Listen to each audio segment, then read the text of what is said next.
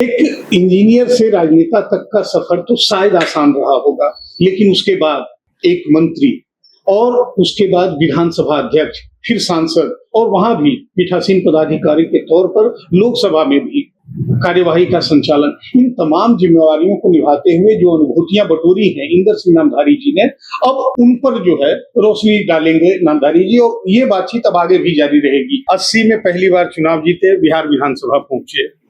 अब पहले तो इंजीनियरिंग का स्टूडेंट, फिर इंजीनियरिंग का टीचर, फिर व्यापारी, कारखाने का मालिक, और उसके बाद एक स्ट्रगलर पॉलिटिशियन, और फिर विधानसभा में एक विधायक।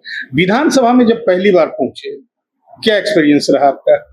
देखिए, जब मैं पहली बार भाषण दिया, मुझे याद है कि भगवान की कृपा थी कि भाषण में इतना कशिश था जी। तो मैंने अपने दिया। मैं उस इलाके से आया हूँ जिसको प्रकृति ने तो बहुत कुछ दिया, लेकिन दुनिया वालों ने कुछ नहीं दिया। और मैंने वर्णन किया इस एरिया का, जिस इलाके से मैं डाल्टनगंज से आया हूँ। एक कोयल नदी वहां बहती है, और कोयल नदी बाकी का सारा कोयल नदी के उस पार है, शहर इस पार है, लेकिन वहां के लोग या शहर में आ नहीं पाते। 6 महीना तक पानी भरा रहता है, 3 महीनों नाव पर जगह नहीं मिलती, और अधूरा शुरू भी हुआ, पूरनचंद शुरू करवा दिया था, लेकिन वो लेवल पर, ढालने के लेवल पर रुका हुआ पुल। और जब मार्मिक तरीके से हमने बोला कि बच्चे पढ़ नहीं पाते, 7वीं से आगे वहां पर पढ़ाई नहीं होती, हजारों बच्चे इंजीनियर बन सकते थे, लेकिन पुल अधूरा है। ये है जिस इलाके से मैं जीत गया। फिर मैं चला आया रेलवे पर। हम कहे कि रेलवे का गेट है यहाँ, 24 घंटा में 18 घंटा बंद रहता है। कोयला सब इधर से जाता है, रिक्शा से बैठा है, 1-1 घंटा सब बैठे हुए, तब पार जाए या लांग के जाइए। अधूरा बन के, इस पर अगर बन जाए तो किस्मत बदल जाए। इसी तरह का इतना मार्मिक भाषण हमको खुद नहीं आया, भगवान ने कौन सी ताकत हमने पाई। दोनों विभागों के मंत्री जैसे मैं बैठा, मेरे बगल में आके बैठे। उस समय 25 साल के यंग मैन, 30 साल के। चलिए, अब थोड़ा सा आगे बढ़ते हैं और थोड़ी रफ्तार बढ़ाते हैं। आप वहाँ जॉर्ज साहब के साथ भी रहे, जॉर्ज फर्नांडिस, बड़े बड़े समाजवादी नेता जॉर्ज फर्नांडिस के साथ रहे, नीतीश कुमार के साथ रहे, लालू प्रसाद के साथ रहे, शरद यादव के साथ रहे। अगर इन सब में अभी तो कम से कम धाराएं अलग अलग हो गई हैं, लालू प्रसाद जी की अलग, नीतीश कुमार की अलग, तो नीतीश कुमार भी अब लग रहा है कि विश्राम लेने की, विश्राम लेने। क्या लगा आपको, अगर इसमें से, इन 4 में से, ज्यादा नहीं, जॉर्ज साहब, शरद जी, नीतीश और लालू, अगर इन 4 में से आपको अपना आइडियल अगर किसी को चुनना हो तो आप किसे? देखिए, आइडियल अगर चुनना हो तो मैं उन्हीं को चुनूंगा। क्या नाम, जो पहला नाम दिया आपने? जॉर्ज साहब। जॉर्ज जी। जॉर्ज को दिया था। हमको याद था जी कि मैं एक दिन उस समय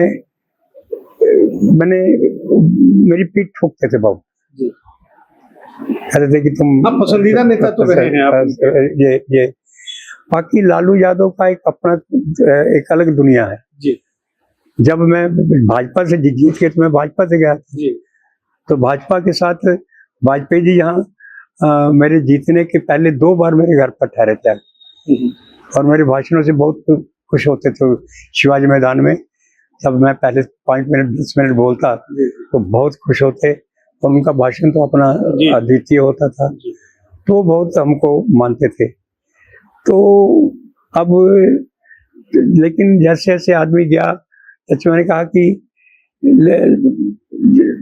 बीच में फिर एक आंदोलन चल पड़ा। जब हम तीसरी चौथी बार जीते तो समरीत सिंह जी, मैं वहां आऊंगा। वो एक अलग चैप्टर है और बड़ा चैप्टर है जी। तो मैं इसलिए लिंक कर रहा हूँ उसको जी, कि वहीं से लीक पढ़ने चल रही। बीच में काफी झंझट हुए हैं, लेकिन उस पर अगर आप चाहेंगे तो, लेकिन किस तरह से डिफरेंसेस हुए मेरे भाजपा से, और मुझे भाजपा छोड़कर फिर जी बिल्कुल मैं अलग होना पड़ा। लेकिन मैंने कभी सत्ता के पीछे दौड़ नहीं लगाई, ना कि अगर मैं मंत्री भी बना लालू यादव जी के मंत्रिमंडल में जी, उन्होंने मुझे भू राजस्व और ट्रांसपोर्ट मिनिस्टर जी बनाया, जी, राजस्व एवं भूमि सुधार और बन गए।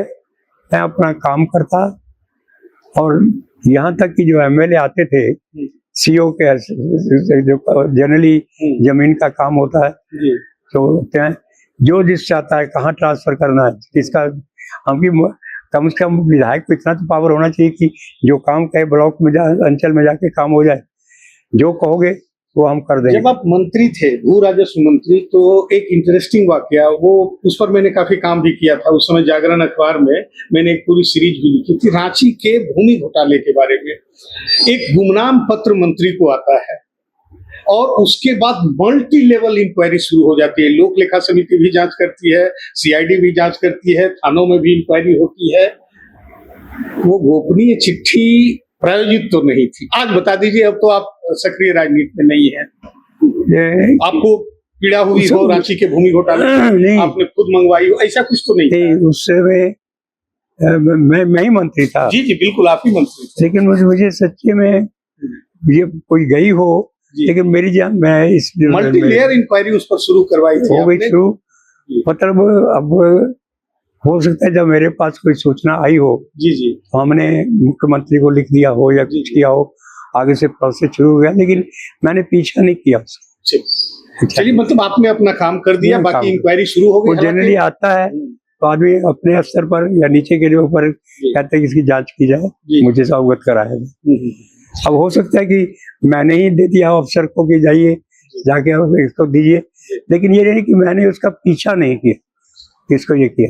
जबकि ये मामला बहुत बड़ा था, और अभी के जो मंत्री हैं, अगर इतना बड़ा मामला हाथ आ जाए नहीं तो चलिए, अब झारखंड एक थोड़ा सा मैं ये कहना चाहता हूँ कि जब लालू यादव के साथ हो गया, नहीं भाजपा में रहते ही जी जी, मैं बिहार का अध्यक्ष बन गया भाजपा का। जी जी बिल्कुल, बिहार प्रदेश भाजपा के और पूरा झारखंड उसी में था, और चूंकि मेरी कमजोरी थी इधर का इलाका झारखंड, इसलिए, और उधर कैलाशपति मिश्रा वगैरह सब नॉर्थ बिहार के, नॉर्थ बिहार के। जी, अब मेरा ये रुझान उन लोग को सूट नहीं करता, उसी से पैदा हुआ संपूर्ण, उसी से पैदा कर, और यहीं से डिफरेंसेस शुरू हुए। जी जी, मैं जब प्रांतीय अध्यक्ष बना बिहार का, तो मैंने शिबू सोरेन से बात की जाकर सबसे पहले, इसके पिताजी को, हेमंत के पिताजी को। हमने कहा कि गुरुजी,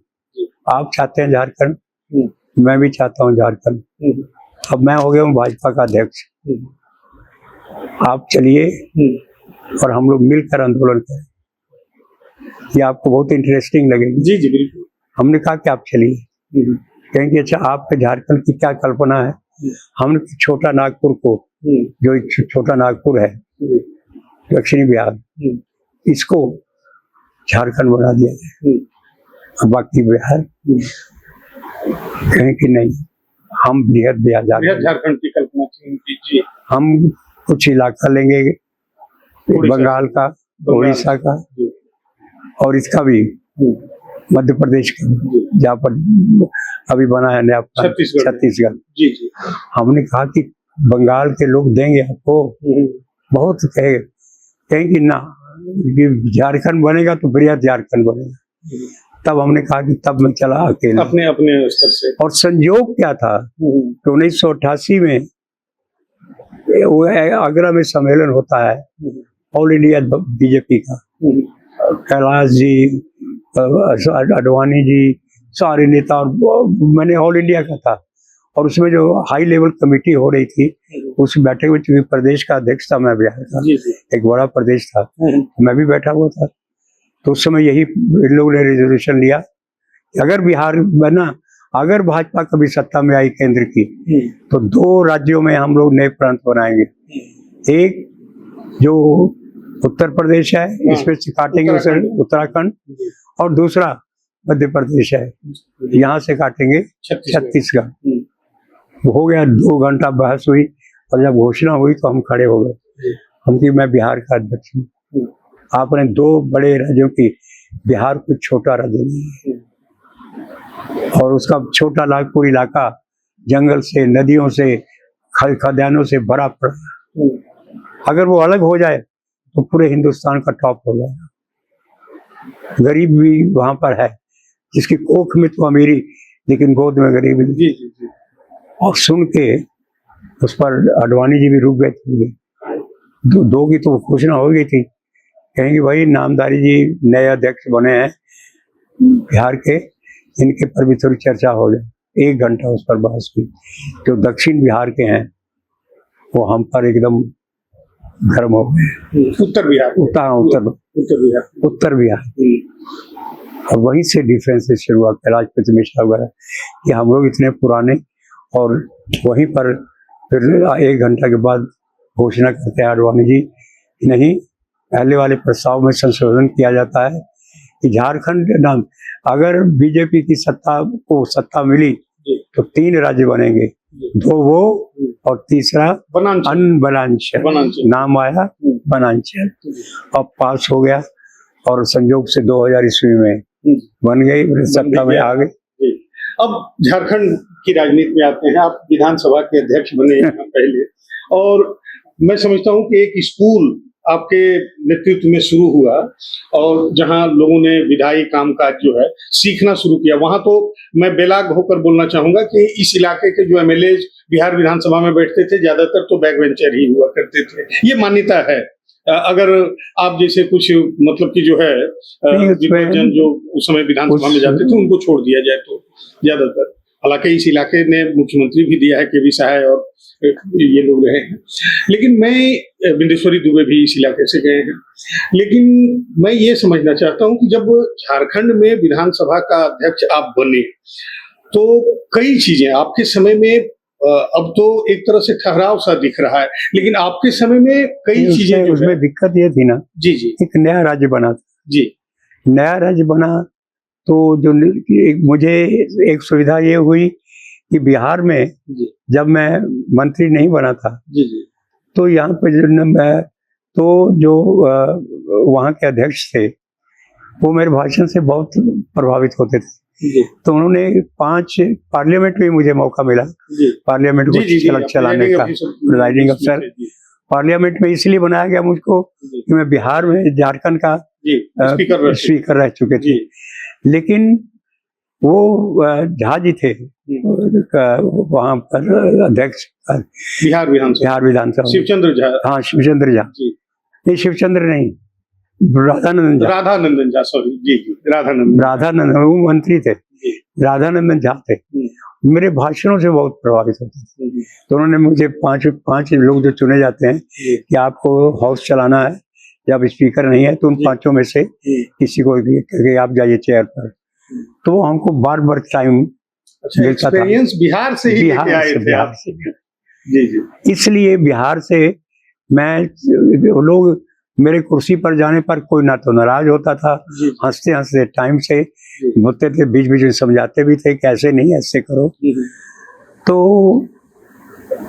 बहुत, और बाद में मैं मंत्री भी बना बिहार में, राजस्व मंत्री, और मंत्री पर मैंने 1.5 साल में इस्तीफा दे दिया जी। अब जब झारखंड बना तो कैलाशपति मिश्रा ने कहा कि आपको मंत्री बनना चाहिए, यहाँ हम के मंत्री हम नहीं बनेंगे। बिहार का मंत्री बनकर हमको इस्तीफा देना पड़ा था।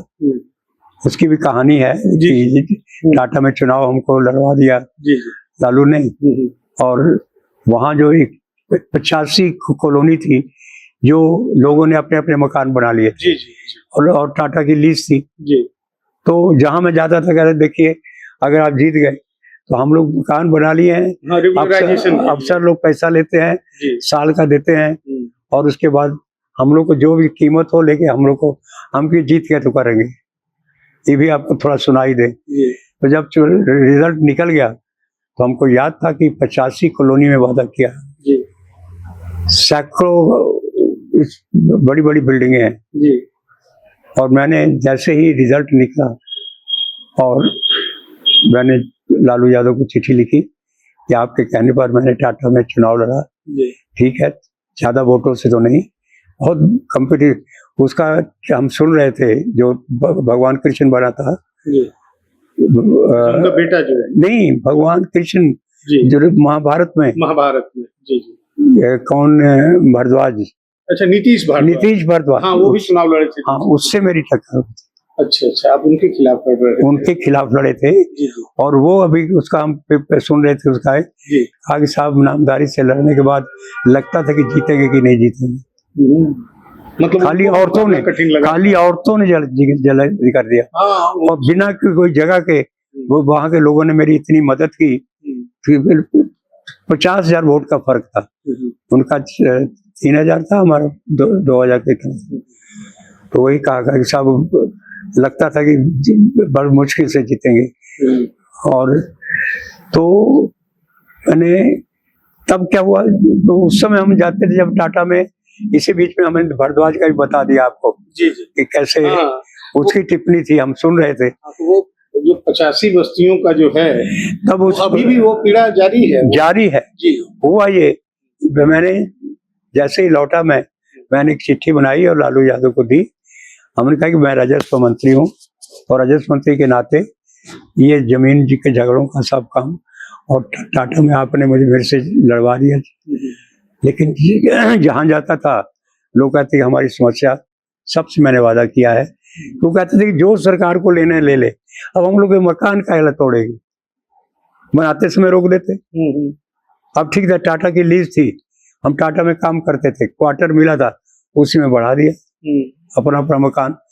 30 साल काम करना है, उसके बाद बेटा का नौकरी वहां हो गया, क्वार्टर तो उसको अलॉट हो गया, तो मकान तो और बन गए थे। तो कहता है अच्छा, ले लिया चिट्ठी, और 1 महीना के बाद चिट्ठी मेरे पास वापस आई। वापस में ये रेफर कर दिया चीफ सेक्रेटरी को, लालू यादव ने, और चीफ सेक्रेटरी ने पता नहीं इसके कहने पर ही किया होगा, और उसने एक टिप्पणी दी कि माननीय मंत्री जी का अगर सुझाव मान लिया जाए तो जमीन कब्जा करने की टेंडेंसी को बहुत बल मिलेगा, इसलिए इस पर सरकार को सहमत नहीं होना चाहिए, और इस प्रकार के बने मकानों को ध्वस्त कर देना उचित हो। इसको पढ़ते ही हमको एकदम मेरा पारा गर्म। हमने कहा कि इतने लोगों से वादा किया है, उन लोग कहते कि जो मैंने हमसे लेनी है कीमत ले लो, पेनल्टी ले लो, मेरे तोड़ते क्यों है मकान में, सुना सजाए हुए मकान एकदम, बनने क्यों दिया आप लोगों ने। चलिए अब विधानसभा के भीतर की कुछ बातें करते हैं। तो इसलिए मैंने कहा कि वहां पर मन बना दिया कि अब इस्तीफा देना है, आपने दे दिया, और वो ना करता रहा। मैंने कहा कि नहीं रहेंगे, और 4 बार उसने फाड़ा हमारा। लेकिन झारखंड विधानसभा की बात करते हैं। झारखंड विधानसभा, मैं मूड में आ जाता हूँ जब, बढ़िया है, बढ़िया है। तो कई विधानसभा का संचालन बहुत बेहतरीन तरीके से किया, लेकिन कई अप्रिय स्थितियां भी आई। महेंद्र सिंह एक अच्छे लेजिस्लेटर, आप मानेंगे जरूर, विधानसभा के बाहर उनकी पार्टी लाइन क्या है, विचारधारा क्या है, ये अलग हो सकता है, लेकिन एक अच्छे विधायक के तौर पर, लेकिन काफी नाराज हुए थे, आपको याद होगा, और आप ही से नाराज होकर उन्होंने इस्तीफा दिया था। देखिए, मैं खुद उनकी बड़ी इज्जत करता था, लेकिन अब किस मामले में, अब विचारधारा को तो कोई बदल नहीं ना सकता है। मैंने उसकी विचारधारा थोड़ी लेफ्टिस्ट की ज्यादा विचारधारा थी, और वह होता क्या था कि जब मैं यहाँ का विधायक था तो उसके जो दल के लोग थे यहाँ पर थोड़ा आतंक मचाते थे, और अब हम वहाँ के स्थानीय विधायक भी थे, अब उनकी सुनते कि फलाने की हत्या करने वाले हैं, ये करने वाले हैं, तो हम कहते थे कि उसको धरवाओ किसी तरह से, इन लोगों पर DCSP देते थे, इसको पकड़िए। तो वो जाके बोलते थे कि नामदारी है, हम लोग को फैलाने जो है सो आगे बढ़ने का मौका नहीं दे रहे हैं, पुलिस को पीछे लगा दिए हैं। और मैं अपने क्षेत्र को देखूं, जिनको वो डरा रहे हैं, और रात को जो आदमी लेके जाना और जाके मारपीट करना, और कहना कि ये छोड़ो, हम लोग के साथ आओ, और उन लोग कहते कि हम नामदारी के आदमी हैं। तो ये जो दुविधा है ना, वैसे महेंद्र सिंह का मैं खुद बहुत प्रशंसक रहे, हाउस के भीतर भी कई दफा, और मैंने उसको, लेकिन यहाँ आकर तो ये दिक्कत अच्छा, तो ये मसला था जिसकी वजह से आपके समय में मेरे ख्याल से 10th शेड्यूल के जितने मामले आपके समय में आए, मुझे नहीं लगता कि फिर दूसरे स्पीकर को उतना ज्यादा सुनने का मौका मिला। क्या रहा वो, और उसकी प्रासंगिकता कितनी रह गई है? अब हाल में ही आपको पता ही होगा, आम आदमी पार्टी के 7 राज्यसभा सदस्य जो है उन्होंने भारतीय जनता पार्टी की सदस्यता ले ली। तो 10th शेड्यूल अब क्या लगता है आपको कि कितना रिलेवेंट रह गया है? कुछ अमेंडमेंट की उसमें जरूरत है, कुछ और सख्ती चाहिए? और आपने जो फाइलें देखी, जो कार्यवाही चलाई, अपने जुडिकेचर में भी जो है वो काफी सुनवाइयां की, क्या एक्सपीरियंस रहा आपका और क्या चाहते हैं आप अभी उससे? नहीं, देखिए, दल बदल ये अच्छी, लोग अगर लोकतंत्र को, जनतंत्र को अगर सफल करना है, तो अब जैसे 7 सांसद चले गए आज आम आदमी पार्टी के जी भारतीय जनता पार्टी में।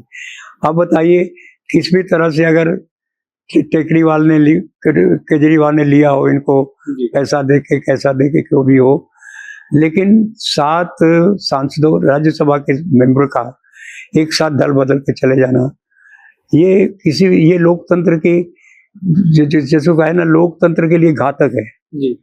इसलिए 10th शेड्यूल में जो शर्तें बनती हैं कि आप एक बार जब जीत के आए, तो ये नहीं कि आपको कोई मंत्री बना रहा है, कोई पैसा दे रहा है, आप चले जाएं, तो ये लोकतंत्र के लिए उचित नहीं है। इसलिए इस पर हमने एक बहुत समझदार मध्य प्रदेश के सेक्रेटरी थे प्यासी जी, उनको 3 महीना मैंने यहाँ पर रखा था, सारे नियम बनवाए, जितनी भी नियमावली थी, और उनकी पूरी टीम यहाँ आई थी। अब तो उनकी मृत्यु हो गई, मैं उनके घर पर भी गया था। तो प्यासी जी का बहुत बड़ा देन है कि जो जितने भी नियम, मध्य प्रदेश बहुत पुराना था और बहुत सदैव आदमी थे, तो ये सब करके किस शेड्यूल में क्या होना चाहिए, तो मैं इसको किया कि एक आदर्श झारखंड राज्य बनाने की मेरी कल्पना थी। आज विधानसभा हाँ, ये लेकिन कोई ठोस निर्णय आपके समय में आया नहीं किसी दल बदल विधेयक के मामले में? दल बदल के विधेयक के मामले, अरे मेरा कहना है कि वो पूरे टेन्योर पड़ा रह गया और फाइनली असेंबली डिसॉल्व हो गई, दूसरी असेंबली आ गई। एक आध अगर कोई लैंडमार्क डिसीजन हुआ होता उस समय, तो डिसीजन होते, लेकिन सरकारें बदल जाती थी। अफसोस रहा होगा इसका आपको? अफसोस बहुत है। इसीलिए मैं बहुत सी कल्पनाएं थी मेरी जो नहीं पूरा कर सके। एक इंटरेस्टिंग मामला याद दिलाता हूं, अगर आपको याद आए तो। एनोसेका के ऊपर दल बदल का मामला चल रहा था, मामला हाईकोर्ट में गया, वो चूंकि मुझसे भी जुड़ा हुआ है इसलिए मामला हाईकोर्ट में भी गया। हाईकोर्ट ने सुनने से इनकार कर दिया। उन्होंने कहा कि चूंकि स्पीकर के जुडिकेचर में चल रहा है तो वो उनके जुडिक्शन में ही ये मामला हो। उस पर मैं तभी टीवी में था, मैंने जब बयान लिया तो एनोसेका जी ने छूटते कहा कि अब क्या दिक्कत है, अब तो सरकार हमारी, विधानसभा हमारा, अब तो मतलब कि हम जीते हुए हैं समझिए।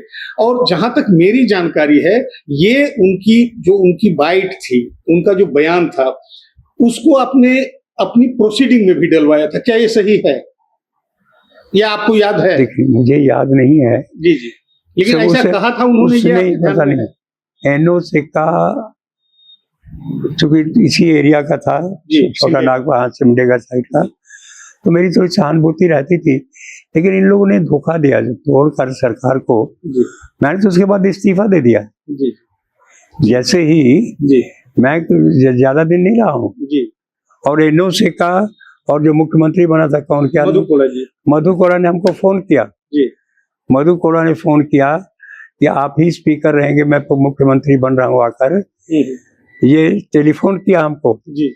और मैंने उसी समय इस्तीफा लिखकर गवर्नर को भेज दिया कि मैं विधानसभा के अध्यक्ष पद से इस्तीफा देता हूँ।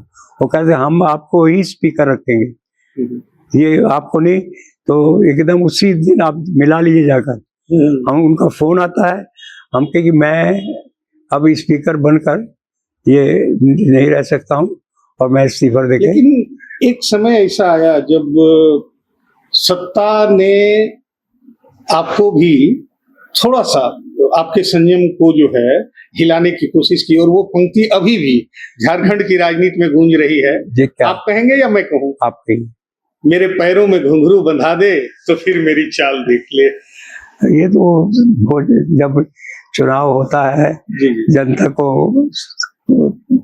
प्रभावित करने के लिए, जी ये हम जनरली बाहर में नहीं, पलामू में जब अपने क्षेत्र में जाते थे जी तो उसमें यंग थे, जी तो उसमें तो कि बात तो यही थी कि अब ये मत देखो कि हमें रिफ्यूजी बनकर आए हैं, जी बाहर से आए हैं, जी बस मेरे पैरों में घुंघरू बांधो तो फिर मेरी चाल देखो। एक बार आप बना के देखिए हमको कि मैं आपके लिए क्या करता हूँ, और लोगों ने माना कि आप जो कहे थे सब वो करके ठीक है, लेकिन ये वाकया उस समय का है और उस समय से ज्यादा प्रचलित हुआ जब, आपको याद होगा, आप चेयर पर थे, फाइनेंस बिल गिर गया, और उसके बाद उस समय रविंद्र राय और कई लोगों ने जो है मतलब रिपोर्टर चेयर और इन रिपोर्टर टेबल और इन चीजों पर जो है हल्ला गुल्ला किया, इसमें जब और उसके बाद जो जोड़ तोड़ चल रही थी, जो समता पार्टी के 5 विधायक जो है रामचंद्र केसरी, मधु सिंह वगैरह जो है, उन लोग हमको चीफ मिनिस्टर बनाना चाहते थे। एग्जैक्टली, हम मैं उसी के बारे में बात हाँ हाँ, अब याद आ गया। जी जी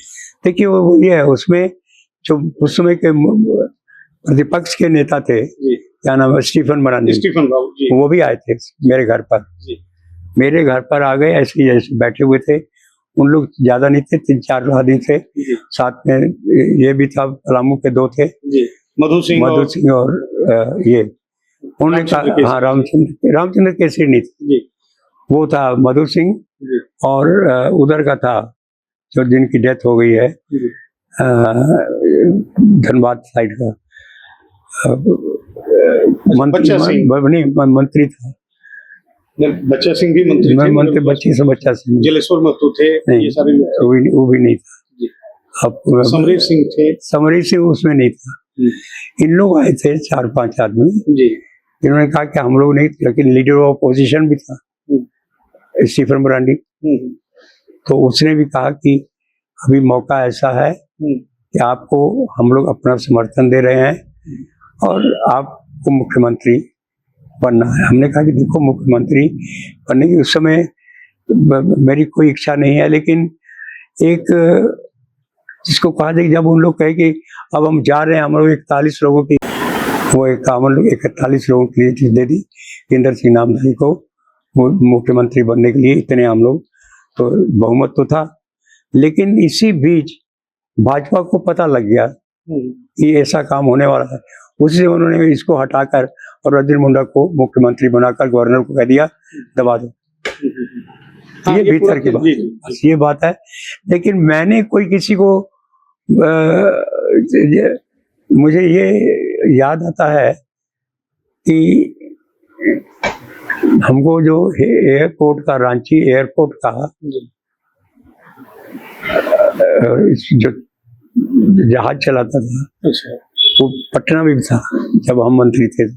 अच्छा अच्छा, पटना से ट्रांसफर होके यहाँ आया था। हाँ, सम श्रीवास्तव या सिन्हा, पता नहीं कौन, नहीं पायलट जो था, उसने एक दिन हमको बताया कि जो विरोधी जाते थे इसको, क्या नाम, मुख्यमंत्री बनाने के लिए, इसको अभी जिसका नाम लिया हमने, जो बाद में मुख्यमंत्री बना, मधुकोड़ा नहीं, जो अर्जुन इसके बाद बना, अर्जुन मुंडा का, वो बोला कि मेरे सामने अर्जुन मुंडा उतरे हैं और इन्होंने जो भीड़ आई थी कहा कि एकदम मामला सब ठीक हो गया है और आप तैयारी कीजिए जुलूस निकालने का। तो ये दिल्ली में तय हो गया कि मैं कोई चीफ मिनिस्टर के लिए बहुत दौड़ नहीं रहा था कि, लेकिन स्टीफन मरांडी तो ओपोजिशन का था नेता, उन्होंने जाके 41 पूरा करके दे दिया। मैं ना करता रह गया। ये बातचीत अब आगे भी जारी रहेगी। फिलहाल इजाजत दीजिए, अगले अंक में फिर मिलते हैं, बात करते हैं दिल से दिल तक इंदर सिंह नामधारी सिंह जी से।